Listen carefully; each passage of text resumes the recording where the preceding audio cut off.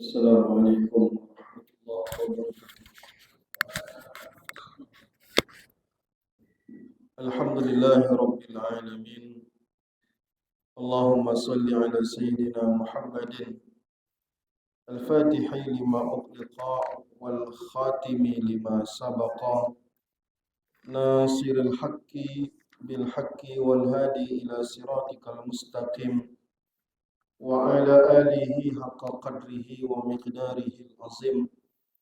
Rabbi syrah lana sudurana wa yassir lana umurana wa ighfir lana dzunubana amin ya rabbal alamin. Hal tuqda as-salatul faitatu bi uzrin aw bi ghairi uzrin?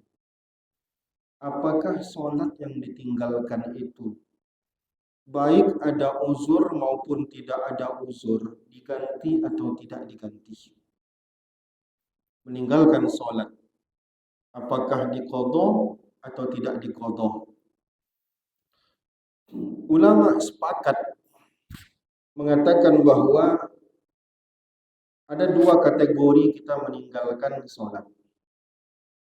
Ada karena uzur, ada yang mungkin bukan karena uzur. Yang karena uzur bisa jadi penyebabnya kita, sebagaimana yang disampaikan Rasulullah dalam hadisnya, bisa jadi lupa, ketiduran, itu namanya uzur, dan uzurnya uzur syar'i. Subuh dia terbangun jam 9, berarti terlewatkan sholat subuhnya. Itu uzur namanya. Dan uzurnya ini syar'i dalam artian dia tidak berdosa gara-gara itu. Lupa dia zuhur, tiba-tiba masuk waktu asar, dia tidak berdosa karena uzurnya tadi. Dia betul-betul karena lupa. Nah, namun meskipun dia meninggalkan sholat karena lupa ataupun ketiduran, dia tetap diwajibkan untuk mengganti begitu dia teringat. Kata Rasulullah, "Man nama an salatin", barang siapa yang ketiduran, au nasiyaha, atau melupakan sholat, falyusalliha iza zakaraha, maka hendaklah dia langsung sholat begitu teringat. Enggak boleh ditunda. Subuh besok ajalah diqadha. Jadi sholat itu ada adaan, ada qadhaan. Adaan, laksanakan sholat pada waktunya, seperti zuhur kita sholat di waktu zuhur sekarang. Ada namanya qadhaan. Sholat zuhur dilaksanakan bukan pada waktu zuhur. Misalkan asar nanti kita sholat zuhur, namanya qadha, mengganti namanya. Nah, orang yang meninggalkan sholat karena uzur tadi, maka dia tidak boleh menunda-nunda mengqadhanya. Begitu dia teringat, punya kesempatan, langsung qadha. Berapa sholat pun itu. Mau 5 sholat ketiduran dia, dari jam 12 siang sampai jam 12 siang berikutnya, 5 sholat dia ketinggalan, tidak masalah, tidak dosa. Namun dia langsung harus mengqadhanya. Nah, karena ada uzurnya. Nanti akan ada pendetailan di situ. Sekarang pertanyaannya adalah, bagaimana kalau sholat yang dia tinggalkan bukan karena uzur, tapi karena malas? Dia mungkin masa mudanya terlalu sibuk dengan kerja, sehingga ada beberapa sholat yang dia tinggalkan. Ada segelintir, ada sedikit ulama mengatakan taubat cukup, tak perlu diqadha sholat itu, cukup dengan taubat. Tapi mayoritas ulama kebanyakan mengatakan bahwa yang ditinggalkan berapa puluh tahun pun semuanya wajib diqadha. Mau setahun dia meninggalkan sholat, mau 2 tahun dia meninggalkan sholat, mau 3 tahun, karena tidak ada yang bisa menggantikan sholat itu kecuali dia sholat juga. Nah, maka dia harus mengqadhanya. Cuman teknis mengqadhanya mungkin lebih longgar. Kalau tadi tertidur atau lupa, begitu sadar langsung diganti. Tapi yang sudah tadi mungkin bertahun-tahun jumlahnya, itu bisa dicicil. Dicicil misalkan sedikit habis zuhur, sholat zuhur lagi 4 rakaat untuk mengganti sholat yang ditinggalkan. Dia ingat saja. Jadi kata ulama, wa iza lam yazkuril insan a'dad as-salawatil matrukah, kalau dia lupa berapa jumlah rakaat, berapa jumlah sholat yang dia tinggalkan, shalla ma'a kulli salatin adaan salatun faitah, maka setiap kali sholat wajib dia bisa menambah dengan sholat qadha. Selama berapa lama? Berapa lama dia ingat. Wa ya'malu bima ghalaba ala zannihi bi adanil fawaid, dan dia mengerjakan seingat dia. Berapa lama bapak tak solat? Wallahu a'lam bishawab, saya lupa. Apakah sudah seminggu? Apakah totalnya setahun? Bapak prediksi saja berapa lama bapak tak solat. Perkiraan saya 15 tahun. Maka selama 15 tahun itu bapak bisa solat 2 kali dan mendahulukan qadha daripada solat sunnah.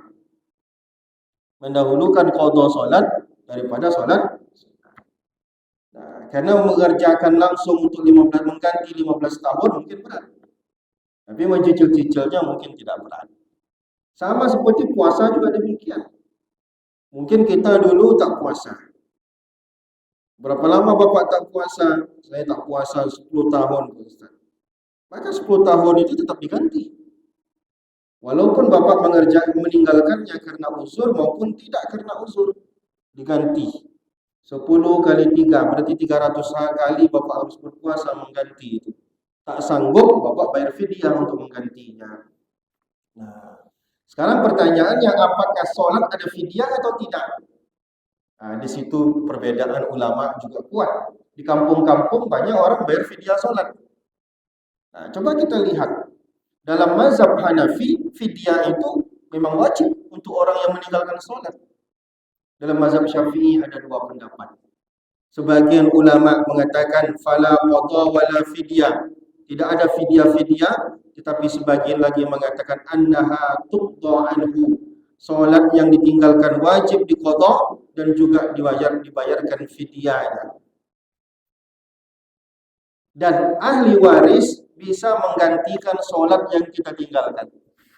Kita tetap berdosa, tapi dengan digantikan tadi itu artinya terputus kesalahan kita kepada Allah. Dan kalau kita tinggalkan sholat zuhur ini, bapak berdosa meninggalkan sholat. Kalau tak bapak qadha itu dosa lagi sekali lagi. Tapi kalau bapak qadha ya sedikitlah dosanya, begitu. Artinya tidak full dosanya. Kewajiban tetap terlaksana. Nah, sekarang pertanyaannya, puasa itu bisa digantikan oleh ahli waris. Meninggal bapak, anak bapak tahu ada bapak tinggalkan puasa sekitar 10 hari. Nanti bapak meninggal, lalu dia puasa atas nama bapak. Maka selesai kewajiban. Sholat pun, kalau puasa disepakati, tapi kalau puasa tidak disepakati. Artinya ada ulama yang setuju, ada ulama yang tak setuju. Bisa enggak ahli waris mengqadha sholat, ataupun bukan ahli waris, teman atau apa, mengqadhakan sholat orang lain.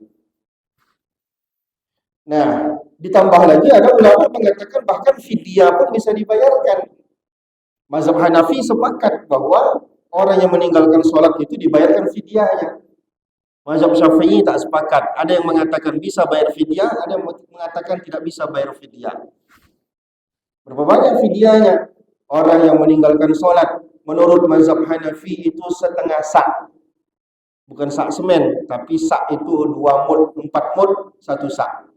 1 mud itu segenggam beras, sekitar 700 gram.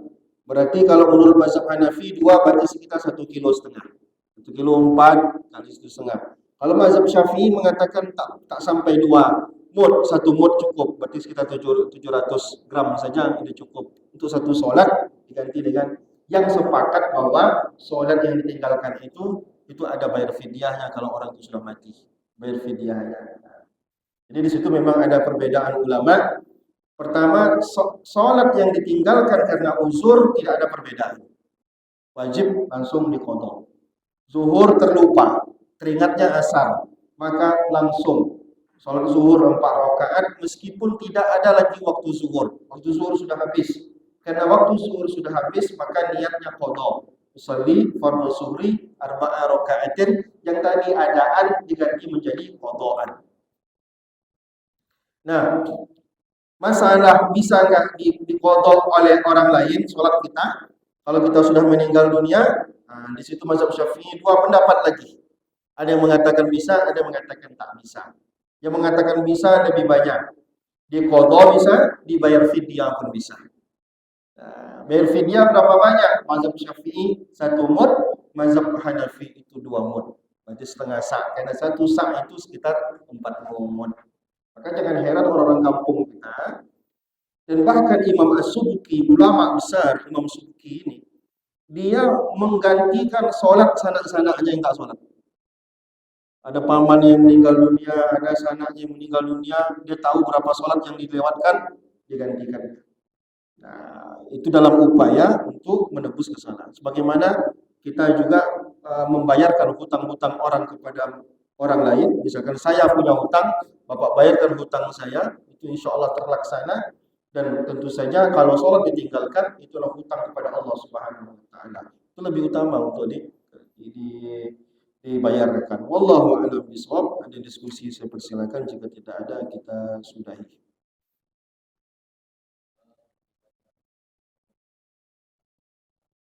Hmm.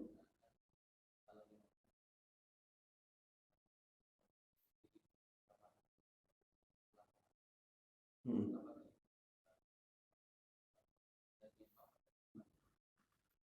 Disunnahkan berdiri itu ketika dalam mazhab Syafi'i setelah selesai qomat. Dalam mazhab Hanafi ketika bacaan hayyalas shalah hayyalal falah. Mazhab Syafi'i selesaikan qomat itu sampai selesai baru berdiri. Karena momennya belum lagi waktunya untuk berdiri, selesai baru ada momen untuk berdiri. Dan itu hanya untuk semuanya kecuali mukim. Mukim itu artinya orang yang qomat. Hanya orang yang qomat yang berdiri, sedangkan imam dan makmum disunahkan untuk duduk, tidak berdiri dulu sampai selesai qomat baru disunahkan untuk berdiri. Ini sunnah, bukan wajib. Artinya kalau ada orang berdiri belum qomat pun tidak apa-apa juga. Tapi kalau ingin mendapatkan yang lebih afdol, lebih sesuai dengan sunnahnya, maka selesaikan berdiri qomat sampai selesai, baru semua makmum berdiri. Cukup? Silakan.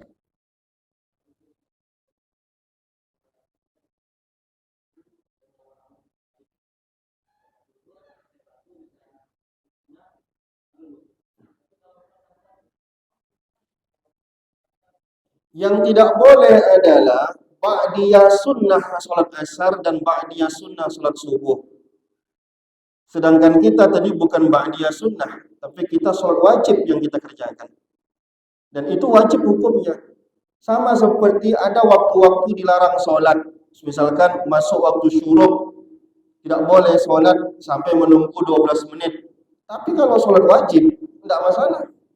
Bapak terbangunnya jam segitu, sholat nggak masalah. Yang tak boleh sholat sunnah tanpa sebab.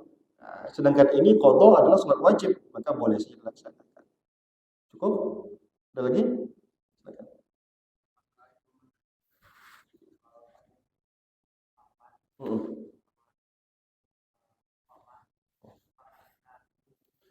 Kita tidak duduk karena kita ada kewajiban untuk menghargai dan menghormati masjid.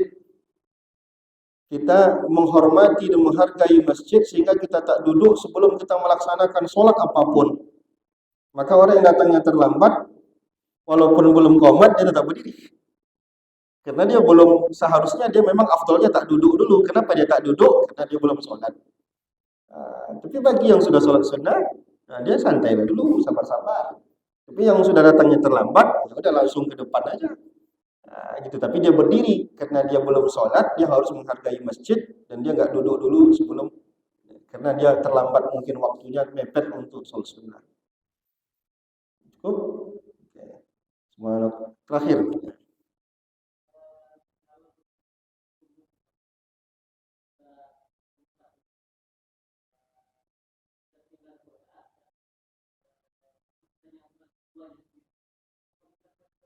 Baik. Masbu itu yang dia tinggalkan apakah rakaat satunya atau rakaat duanya, di situ dibahas oleh ulama. Yang dia tinggalkan itu rakaat satunya atau rakaat keduanya.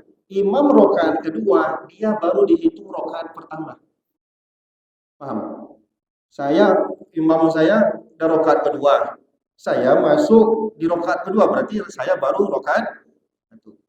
Maka imam nanti kunut di akhir, saya ikut untuk menghargai imam. Supaya jangan saya melaksanakan sholat sendiri-sendiri, maka saya menghargai imam, mengikuti semua perbuatan imam. Tapi hitungannya saya masih satu rakaat. Begitu imam salam, saya naik lagi, baru terhitung dua rakaat kedua. Nah, rakaat kedua itu maka saya kunut lagi. Nah, gitu deh. Jadi ada dua pendapat. Memang ada sebagian mengatakan tidak. Kita ikut imam, bagi imam rakaat kedua, kita rakaat kedua juga. Tapi kan tak berurut namanya. Yang benar adalah kita masih rakaat satu. Walaupun imam rakaat kedua, kita masih rakaat satu. Maka setelah kita nanti naik dari masbuk kita terhitung di rakaat kedua. Maka kita kunut. Allahu a'lam bishawab. Assalamualaikum warahmatullahi wabarakatuh.